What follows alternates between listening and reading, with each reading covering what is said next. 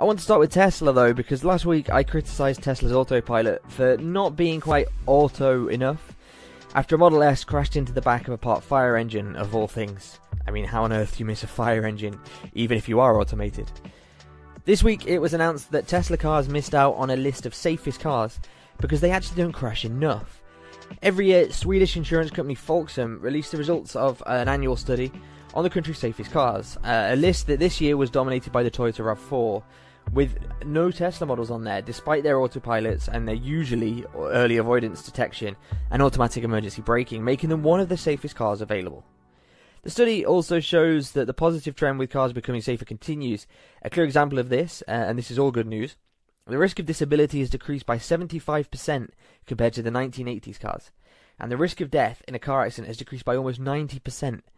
That's huge in the space of, 39 years, more or less, 30 to 40 years.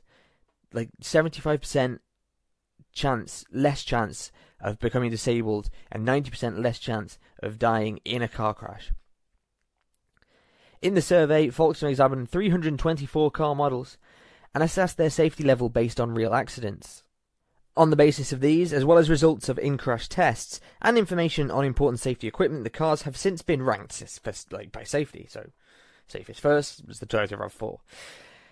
Whilst there are the typical contenders at the top, Volvos, Mercedes E-Class, BMW 5 Series, Audi A4s, there was a clear absence of electronic vehicles. Speaking to Swedish tech news site NY Technic, Folksam's head of research, Anders Kullgren, said that there's just not enough data. He said, we saw 7 accidents with Tesla in this year's sample, and it's just not enough. 7 accidents, just 7 accidents in a year. And so he says that sample's too little. He says they have very many safety systems and high security, which means that they may never be included in our lists. Hang on. There's not enough crash data to declare how safe the car is.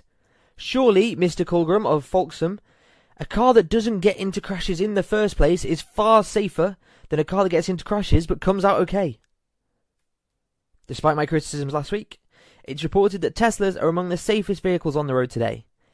The electric car maker's Q2 2019 vehicle strategy report showed 1 accident for 3.27 million miles driven with autopilot engaged, compared to the National Highway Traffic Safety Administration recorded an average 1 accident for every 498,000 miles driven.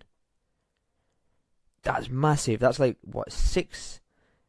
nearly 7 times safer than the average car, purely because it doesn't get into crashes. And as a result, there's not enough crash data for them to declare it a safe car on this insurance car safety ranking. It's nuts. It doesn't make sense. Whilst at this time, I'd prefer to be completely in control of my own fate behind the wheel.